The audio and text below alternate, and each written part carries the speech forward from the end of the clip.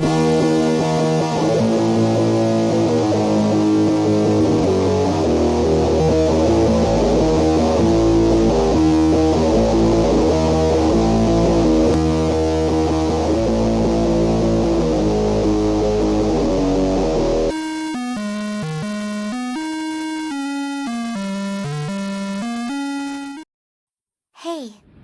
they say it's 5 centimeters per second. Huh? What is? The speed of falling cherry blossom petals is 5 centimeters per second. Really? You know a lot of stuff like that, Akari. Oh, it's your boy Red here. We're doing 5 centimeters per second review. Wow, what a film. Another film by the director Makoto Shinkai. If I'm saying his name right, I'm sorry if I'm not. It's actually his first film without any sci-fi in it. He wanted to do a film. Well, one of the reviews was this film is for adults. Even though it's an animated film, it's for adults. And I totally believe that. Great film. Follows the story of this kid and this girl who were friends in middle school. Well, the first episode, it's 3 episodes into one movie. And they talk about cherry blossoms in the beginning, and it's basically she moves away before they get to middle school together. So he goes to middle school alone, but he talks to her the whole time to communicate. It's beautiful, man. This, if anything, this really does speak to adults who have experienced this and had this. And basically, the movie teaches you how you have to let the past go, and people drift apart. It happens, you know. And this film does that awesomely, especially in the episodes after the first one. But like again, in that first episode, he finds out that before he's about to go, he's moving to the other side of Japan, farther away than where she moved to. So before that, he takes the train to visit her, and that's basically the first episode for you right there. Even though there's no spoilers, alright, I'm not gonna spoil anything. There's really nothing you can spoil. This is the movie bases on life, you know. Past experiences, new experiences, especially episode 2 where he moves to his new school. He's in high school now, and then there's this girl that's in love with him, but the whole time he's thinking about the other girl. It gets crazy, and she could tell that he's different in that respect, that he's not only thinking about the future, but he's clinging on to the past, which is obscuring his future for him in a way. Like, he could have easily just been with this new girl. Well, whatever. I'm getting way into this. But yeah, though, this movie does speak to everyone. Letting stuff go, moving on. Things change, you know. There's nothing you can do about it. It's the inevitable. Time, love, experiences, stuff like that. You have to keep moving on. Don't let it stop you, because once it stops you, you basically head in the water. In my experiences, anyways. But yeah, that's the kind of film this is. But it does such a great job, and the music, to explain all this in an entertaining way. So, our main character. Yeah, I went on a tangent there. My main character is Takaki Tono. Like I said, starts off when he's in middle school, along with that girl, which is next. Don't worry.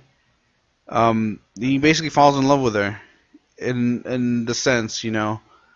But again, she moves away. He becomes a little bit cold to the rest of the world in a way of becoming an introvert. Not really that, but he changes the way he is, his personality, the way he is at school, to the way he actually is in real life, in his actual life, you know, day-to-day basis. Which I understand that, you know, you have to act a certain way around certain people, but then when you're alone, then you act the way you really are, and that's what it is here. He looks depressed, he's sad, happy when he sees her, sad when he forgets about her, and can't move on from there. Not until it actually even affects his adult life. Until later on, I think at the end of the movie, he accepts what happens and moves on, you know. And this is Akari Shinohara, the girl he loved in middle school. Well, in elementary school. Then he visits her in middle school. And they have a very romantic thing. Wow, I'm not going to spoil it how crazy it gets. But Akari Shinohara is the one that actually seems to like him too. She initiates contact by calling him, telling him, "Hey, I'm moving away." She's sweet, thinks about him, and genuinely cares. Especially in the first episode, you'll see how much she cares. If someone waits for you that long, they're worth it. It's just crazy. I love her character. I love the connection there, the chemistry. Wow, it was great watching that first episode with her and him in it. And then Kane Sumida, character from the second episode, falls in love with our main man, Tamiki, or I forgot his name. See? Oh man, she falls in love with him when she first sees him in 8th grade or middle school, whatever, when he first transfers there. And then she does all she can to be able to bring her grades up to transfer to the same high school he does, because she's in love with him. And that's crazy, right? It's to the point where she waits for him after school, no matter how long it takes, because he's in archery or whatever. Then she waits there. And I know how she feels, falling in love with someone that doesn't reciprocate. Can't even say that word. That returns your feelings. I'm gonna say something easier. So I understand that, and I mean, most of us have been through that probably, But yeah, that's her story, and of course she has to deal with that, him not returning her feelings, and at the end. Not gonna spoil it. You gotta watch it. Anyways, continuing on, and this is another character I added. Like, I don't know. I know the movie came first, and the manga came after, but they kind of explain her more in the manga and stuff. She somehow dated our main character, and something happened, and that's really all you get. They worked together, I guess, and they dated. I don't know. That's really all we get from that character, and that's it for the characters. It's a very short list of characters. There's one other, but it doesn't matter. But yeah, man, wow, the music in this better than the place promised in our early days. The music score was fantastic. Loved every single music score. Downloaded the shit out of it right away. Wow. Visuals blew the shit out of the water. It looked amazing. I love it. I love the style. Jesus Christ, it looks beautiful. It looks like they did their work on this. No doubt.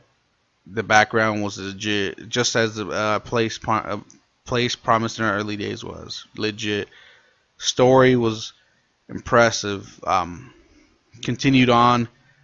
It tugged at your heartstrings. It made you remember. It actually made me realize there's some regrets now in my past that I have to deal with. People I have to apologize to. Just the movie made me remember shit I did when I was a kid in high school and stuff like that. So that was impressive. Yeah, this movie's definitely not meant for kids in the sense that they won't understand this message that the film's trying to portray about your past, moving on, accepting what you did. It's powerful. Great film. Yeah, it was impressive. They kind of did a thing with rockets too, like the space thing. I don't know what the deal was with that, but whatever. Also, the years were from like the 90s to the early 2008s. It was pretty impressive. Seeing anime where they're basically would be my age now. Yeah, a little older, but yeah. But yeah, man. So overall, giving this film, thinking about the score, I'm gonna have to give it an 8 out of 10. It was short. I didn't like that. I wanted more. They didn't explain. The third episode was fucking fast. It was just like a montage and shit. It was amazing though. That last song blew it out of the water. Yeah, man, 8 out of 10. It's a great film. We'll watch it right after the place promised in our early days. But hey, thanks for watching. If you love this, hit that like, hit that sub. Catch you all next time.